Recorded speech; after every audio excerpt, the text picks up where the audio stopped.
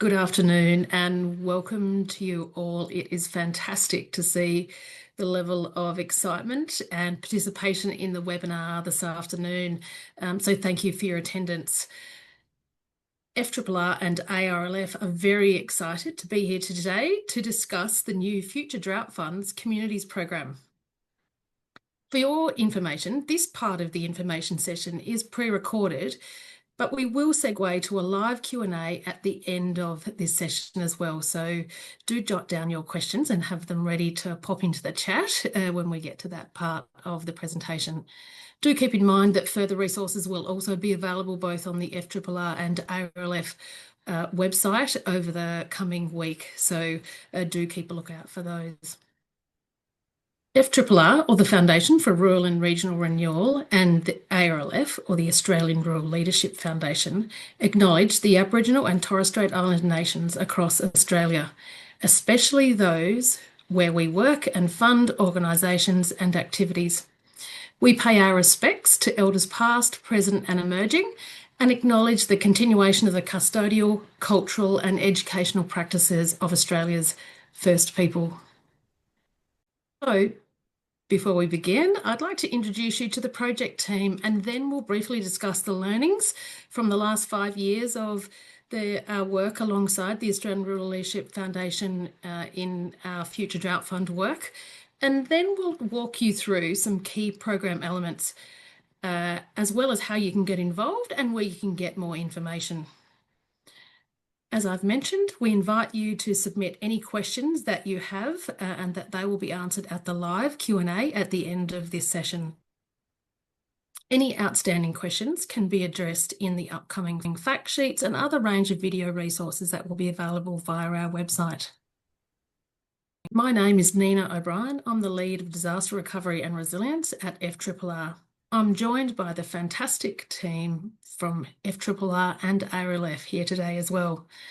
Sincere acknowledgement to Kate Nolan, the Senior Program Manager of the Future Drought Fund's Communities Program for FRRR, alongside our wonderful partners at ARLF, Catherine Davison, Project Lead for ARLF, Melissa Neal, Learning and Facilitation Lead, and Gemma Rostron, who heads up the community engagement, who I'm sure is very familiar to you all across regional Australia. So welcome. You'll hear from a range of the team today on the various aspects of the program. So just a quick snapshot as to where we've come from to today's announcement. The partnership with Australian Rural Leadership Foundation and our work within the Future Drought Fund began some 5 years ago, back in 2020, in regard to both drought resilience leaders delivered by ARLF and the networks to build drought resilience that was delivered by FRRR. That was a foundational year and foundational learning for what has now led to the wonderful learnings through our current stage of work, the helping regional communities prepare for drought. That has seen 3 years of significant work right across many communities across regional Australia. So just a bit about FRRR before I hand over to ARLF to talk about, why as organisations we're involved and why this work is so critical to our organisations and communities of Australia. FRRR is the only national foundation specifically focused on ensuring the social and economic strength of remote, rural and regional communities.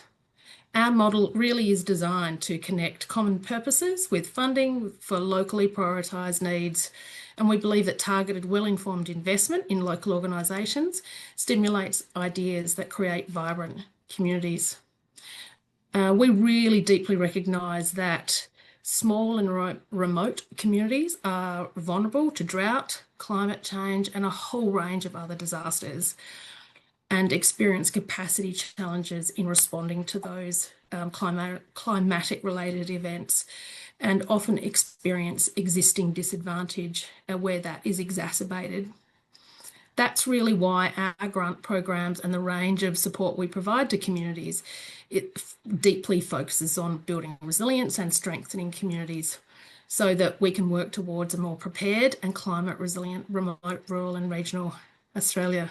So it's wonderful to partner with both the Australian Government's Department of Agricultural, Forestries and Fisheries and the ARLF to deliver this brand new program.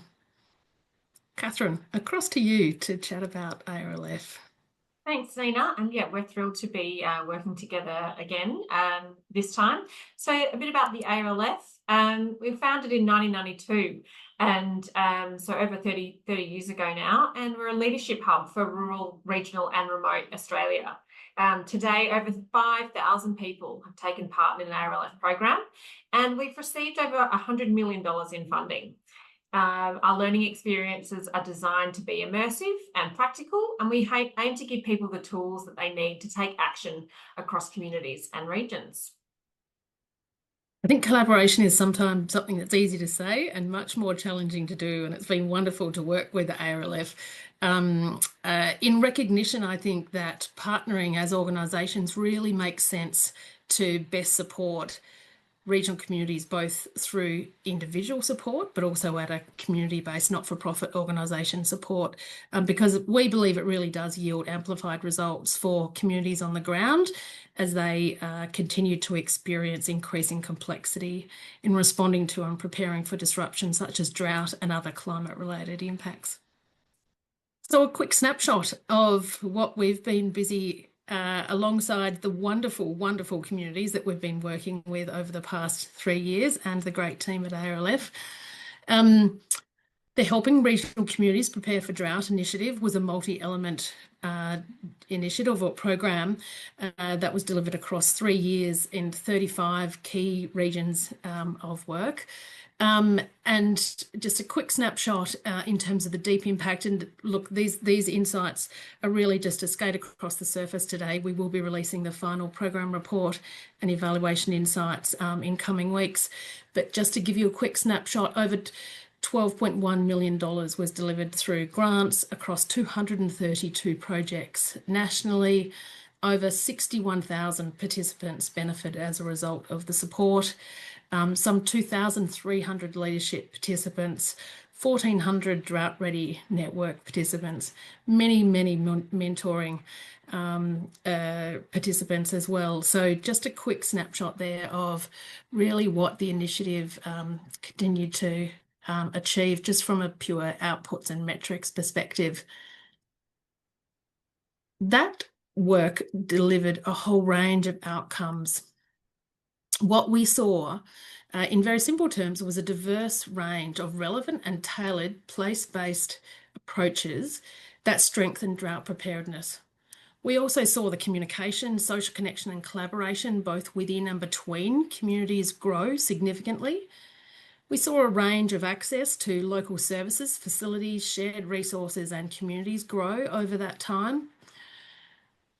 What we also saw really interestingly was more diverse groups of people and organisations that were engaged and formed long-term relationships, which is often sometimes tricky in regional communities. We also saw volunteers and not-for-profit organisations become more stronger and skilled, and we know that benefits the entire community. We also saw that local leadership capacity was enhanced, people felt confident shaping local drought preparedness initiatives, and that a really wide range of diverse and new networks were created throughout that work. So through delivering on social outcomes for the Future Drought Fund in the last 5 years, we've learned that the following elements of program design are really critical. Investing in locally led action through flexible place-based funding, strengthening national networks to connect communities and share learnings at scale. Communities certainly told us and reminded us, as they should, that we should keep our processes simple and accessible. We should also embed follow-up structures to sustain outcomes and seek new innovations. Catherine, across to you to share some of your insights of what we learnt. Yeah, sure. So among the many learnings that, as Nina's mentioned, we've also learned that it's really vital to design inclusive models of delivery so that they're accessible to everyone and that reduce barriers to entry. And of course, sustain momentum from the leadership activities, particularly in those regions without support structures for emerging leaders. we've also learned that it's really critical to integrate expert support so that people can access those as and when they need them. And of course, to be flexible and adaptable. So change as we go and as we need to, as well as continuing to listen, learn, and respond to feedback. So the recommendations from the evaluation have told us that we're on the right track. And of course, there's a lot of things that we can always improve on, particularly as we go into the Future Communities program. This, as Nina mentioned, we've really just touched the surface today with what we've mentioned. But if you want to find out more, please come to the Evaluations Insight webinar on the 4th of December, and you'll find out a whole lot more information there. In addition to the Insights webinar, we'll also have a whole range of collateral and interesting content to dive into, including fantastic podcast series by ARLF that's been delivered over the last couple of months. We'll have a series of videos. We'll also have the Insights and Impact report that will be available too. So feel free to drop us a line, an email there, and we'll be able to shoot that out to you as they become available after that date. So now to look ahead, it is incredibly exciting to get to this point where we're now able to officially launch the Future Drought Fund's Communities Program. Yes, you'll see that we have a lovely shortened, simplified name, which is wonderful. So thanks to Minister Julie Collins back on the 28th of May, the $36 million extension of the current work was announced. And so since that time, we've been working alongside our partners and the evaluators to really shape up our future work for the coming 3 years. What that will see is an extension and integration and deepening of the learning. So no major departures from what we're doing. There's some sort of slight changes and iterations as we go, but really looking to the long term and to the horizon of how we can deepen and embed the current work and approach. You'll see in a moment when I hand to my colleague Kate that there are 5 interrelated program elements that continue to iterate what we have already initiated. And noting that it also deeply reflects the Future Drought Fund strategic objective. So the focus of this program really is about building social resilience, that being strengthening the social capital, well-being and connectedness of rural, regional and remote agricultural communities. And so while we deeply recognise that our work interrelates to and interconnects with both the economic and environmental outcomes, the focus of this program is really about building that deep social resilience, or often the social fabric as it's referred to in communities. We have a few key focus areas: community networks and collaboration, enhanced drought knowledge and leadership capacity, continuing and building access to services and infrastructure, and really deepening our approach to effective place-based practices, because we know that local solutions for local priorities are really what makes sense and what communities are really looking for. So I'm really pleased to hand over to my colleague, Senior Program Manager Kate Nolan from the FRRR, to take us through the actual content of the program elements themselves. Over to you, Kate. Thanks, Nina and Catherine. So this is our communities program. We are going to walk you through the 5 elements of the program, which the activity started on the 1st of October and goes through the end of December 2028. The program includes the community impact grants and leadership activities. It includes the Regional Drought Resilience Plan social outcome grants, the small network grants, a mentoring initiative, and the capacity building initiative. The first funding opportunity is the Community Impact Program. This program element is based on the Community Impact Program of the Helping Regional Communities Prepare for Drought Initiative that was delivered in 2022 to 2025. We have taken our learnings from its delivery and made some changes to how this program looks, which is what we'll step you through right now. It is a package of support for 12 regions to strengthen the social capital, well-being, and connectedness of communities to prepare for and build social resilience to drought. I will speak to the grant offerings provided by FRRR and turn over to my colleagues from ARLF, Melissa and Gemma, to speak to the ARLF opportunities. The Community Impact Program is available in 12 discrete regions as shown on the map here. We invite you to read through the program guidelines for a full list of the LGAs within those regions. Specifically, there will be a set amount of $900,000 available for each of the 12 regions. There will be 2 rounds of funding with maximum grants of up to $150,000, and those projects will be delivered over 18 months for each round. To paint a picture of how this will all come about, over the next 2 months, FRRR will be reaching out to any and all community organizations within each of those regions. The goal will be to set up kickoff meetings with each region that will take place between February and April 2026. Within that time, and up to late June of next year, organizations will work together with FRRR and an external facilitator to design a roadmap of projects that will help the local community to be better prepared for drought into the future. Where it is relevant, a key influence on those projects will be the initiatives or priorities outlined in the regional drought resilience plans, which if you're unfamiliar with, I'll speak to in just a minute. Organizations will also collaboratively decide on a region coordinator, which we refer to as a community partner lead organization, or a CPLO, in the previous program. This coordinator organization will convene the network of funded organizations. It will share information, promote collaboration, and act as a central local point of contact for the region and FRRR, ARLF, and a potential evaluator until November 2028. And as previously, this is a funded project. When the roadmap is signed off, organizations will then apply for funding through FRRR's Blackboard grant-making system, and the projects will kick off from October 2026. Now, we don't expect groups to be able to identify robust projects to use that full $900,000 from the first go. We also know that things change in regions. So in early 2027, groups will come back together again to relook at that roadmap. Groups can further develop any projects that weren't ready in the first go, or they might completely reconsider them. They'll amend the roadmap and apply for more funding. All projects across the entire program will need to be completed by November 2028. In the program guidelines, you'll find that this process is stepped out with timing and further information. Now, if you're in one of these regions and you're interested, the week of the 17th of November, we will be holding an information session for each region. You will find links to register on our website as well as in the email with this webinar. And we highly encourage anyone interested to register for your region session. Now to Gemma, who will speak to the leadership component of the Community Impact Program. Thanks, Kate.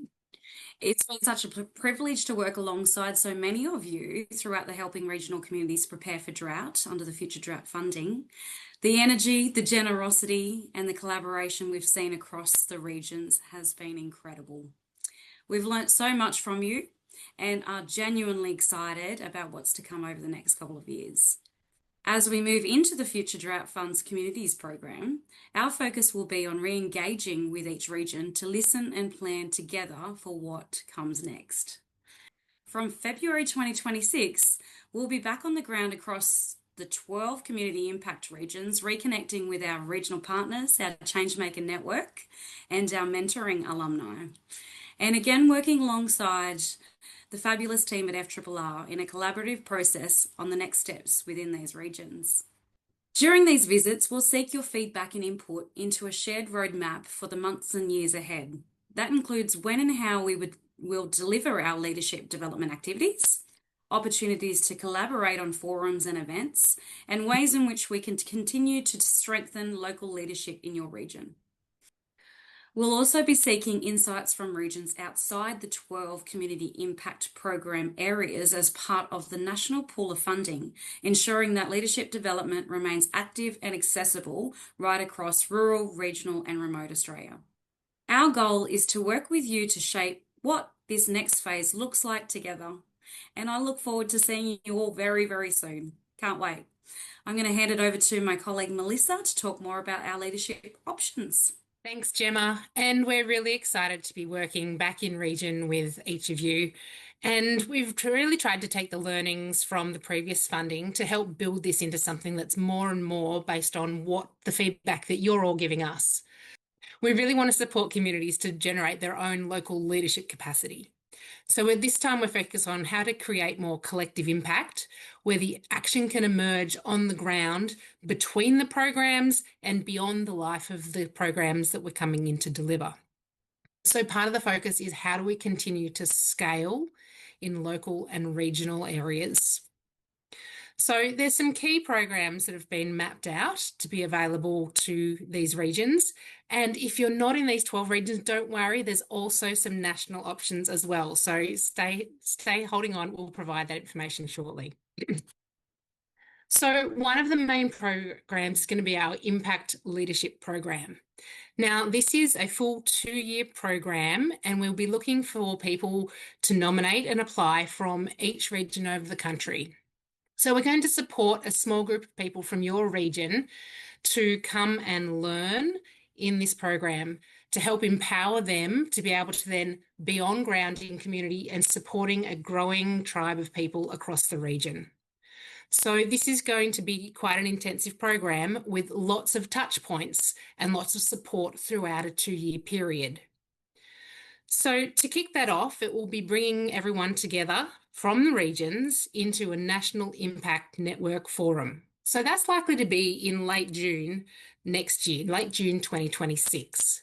So it'll be bringing together your local leaders into a forum where they can learn who else is going through a similar journey and build that network of support across the region and across the nation. The aim is to help those participants work really closely with our team of facilitators to build their skills in confidence, not just in the content and the learning that we think is going to help your region the most, but so that they can be on the ground and working beside you in your regions and helping that to be shared across your region. So really the purpose is to build national connections, to share learning and really strengthen the impact on the ground.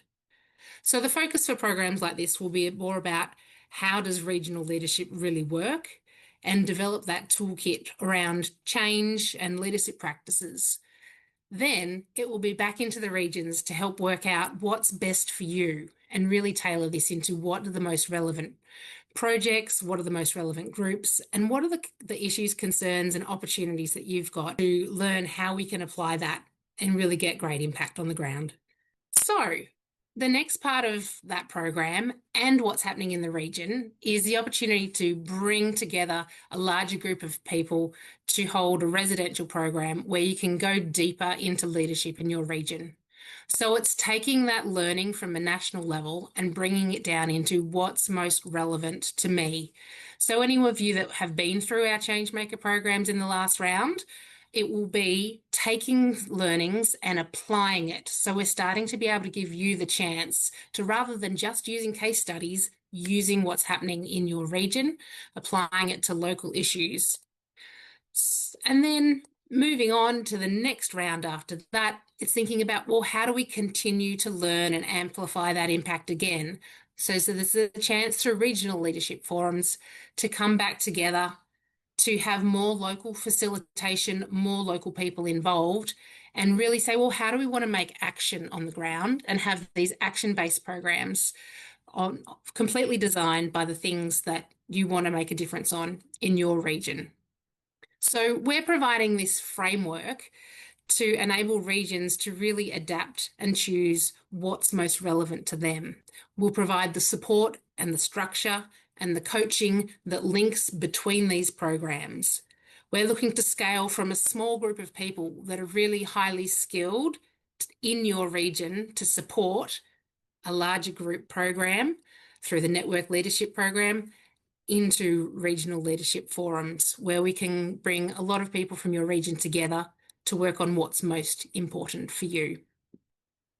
We also have a national funding allocation. So don't worry if you are not in these selected regions, there is still programs available for you. So in those other regions, there's a mentoring program, which we'll go through in more detail shortly. There'll also be a trailed style program, which is a 7 or 8 day residential program. So all of those won't be happening until next year. So keep your eyes peeled. There's links coming through in the chat. So again, put your name down, fill in the links, and we will tell you when they are launching and the details around those programs. So thanks, Kate. Back to you. Thanks, Melissa. The next granting opportunity that FRRR has available is the Regional Drought Resilience Plan Social Outcome Grants.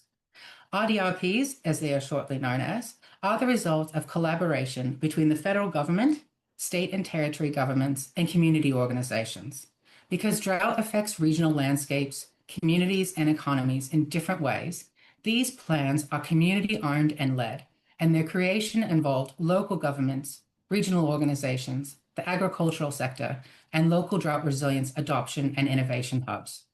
Each plan outlines their priorities for the local region in building their economic, environmental, and social resilience to future droughts.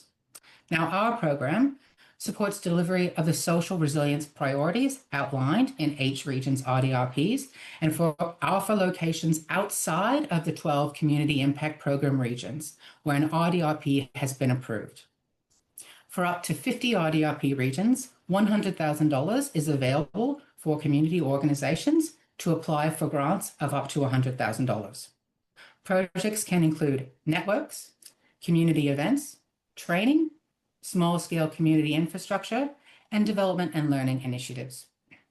Grantees will have up to 18 months to deliver. And unlike the Community Impact Program, the RDRP Social Outcome Grants Program is a standard competitive grants program.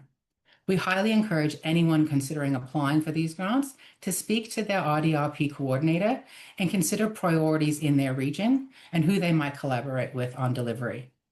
The current round is accepting applications from today until the 11th of December, and outcomes will be advised end of April 2026. A second round will open up in May 2026 with outcomes advised in October of next year, and a third round will open in February 2027 with outcomes in July of 2027. And like the Community Impact Program, all projects must be completed by November 2028. If you are unsure of whether or not your region has an RDRP, there will be a link provided at the end of this presentation and on our website where you can access that information. The third funding opportunity offered by FRRR is our small network grants. These grants are available to community organizations outside of the 12 Community Impact Program regions to develop and deliver local events or initiatives to strengthen the social capital, well-being, and connectedness of communities to prepare for and build social resilience to drought. Grants are available up to $50,000 with a total funding pool of $3 million. Like the RDRP social outcome grants, projects can include networks, community events, training, small-scale community infrastructure, and development and learning initiatives. Grantees will have up to 18 months to deliver. And also like the RDRP social outcome grants, the Small Network Grants Program is a standard competitive grants program. The current round is accepting applications until the 11th of December, with outcomes advised by the end of April 2026. And future rounds will align to the RDRP social outcome grants. On our website, we will have information regarding previously funded projects to help you consider possibilities of what you might want to deliver in your region. And now over to the ARLF. Thanks again, Kate. So the mentoring initiative I did just give a sneak peek of earlier is available across the entire country, wherever you are situated. So it doesn't matter if you're included into those CIP, Community Impact Program regions or not. It is for anyone that is connected to rural, regional or remote Australia, as long as you're over 18. So we're running 2 rounds of this annual program, one in 2026 and one in 2027. So what that means is we have a program open right now. So click the link that you see in the chat and express your interest right now for this current round that will be commencing early next year. So for the mentoring program, we have opportunities for both mentors and mentees. So depending on where you're at in your leadership journey, really encourage you to take the chance to build your confidence, build your leadership, and think about how you can really enhance your community contribution. And it's really not often the chance you get to have this one-on-one connection with someone who's been very carefully paired to suit the goals that you're looking to achieve in your community and help you build those leadership skills. So we're really, really pleased that DAF has continued this program. We've had quite a few rounds of this, and the response that we get from people through the mentoring program is it is a really deep changing experience for them. So if you would like that opportunity, and especially if you would like to be a mentor and share that with someone else, we'd love to hear from you. Please jump on, apply, and all the extra information is there about the mentoring program. Thanks, Kate. Thanks, Melissa. The final element of the Communities program is the Capacity Building Initiative. Extending from the existing expertise pool, the Capacity Building Initiative aims to strengthen the capacity of regional community-based not-for-profit organisations that are essential to building social resilience in regional and rural Australia. Open and not-for-profit organisations and agricultural-dependent communities across Australia, it will provide opportunities to upskill and access to specialised support. Areas of that support could include governance, financial management and strategic planning.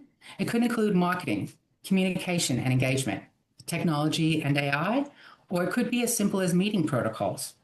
Examples of ways to access the capacity building opportunities could include workshops, webinars, tools, templates and resources, skills audits, or mentoring. Now, putting our learnings from the Helping Regional Communities Prepare for Drought into practice. What this exactly looks like will be decided by you. We want to hear from community organisations. What are the challenges that you face? What are your needs? Where do you think, oh, I wish I just knew a little bit more about this? I know sometimes we think, all I really need is more volunteers, more time. But you would be amazed at what you could accomplish with streamlined processes, with tiny initiatives that you set into motion, and then it does all the work for you in the background. So, to gather this information, FRRR will launch a national survey in December. We will take the information and design content and delivery so that from early 2026, we can start delivering on this initiative, being able to provide you with information on what is available and how you can get involved. So, how do you get involved at this point? As I mentioned, the Community Impact Program are holding regional webinars from the 17th to the 21st of November, and you can register on our website. The National Mentoring Initiative is open now. The Regional Drought Resilience Plan Social Outcome Grants and the Small Network Grants are also open now for applications. The grant guidelines are on our website, and there are links to the Regional Drought Resilience Plans here. If you want more information on any of the program elements, please reach out to FRRR or ARLF via email or phone. And now back to you, Nina and Catherine. Thank you. As you can see, that really truly is a deeply multi-element program, and one that takes on board the deep learnings and insights that we've developed, not just over the last 3 years, but over the last 5 years of working in the really diverse range of communities right across regional, rural and remote Australia. Now, just throwing to you, Catherine, is there anything that I've missed or anything that you'd like to further emphasise before we transition to the live Q&A? Thanks, Nina. I feel like we've covered a great deal today, and I can completely understand if it's a lot of information to take in. Don't fear, everything will be available after the webinar today. We'll email you a copy along with all the live links, and they will be available also in the chat. So please feel free to reach out to us. Our contact details are up on the screen as well. But I think that's pretty much it for now, Nina. Thanks, Catherine, and a big thank you to the entire team, both at FRRR and ARLF, for bringing together the presentation today, and indeed the broader body of work. This has been an immense amount of work occurring in the backgrounds at both organisations over the past, 18 months really. So it's wonderful to reach this really pivotal milestone in the program today. This is the completion of the formally recorded version of the webinar, and we will now transition to the live Q&A. Thank you.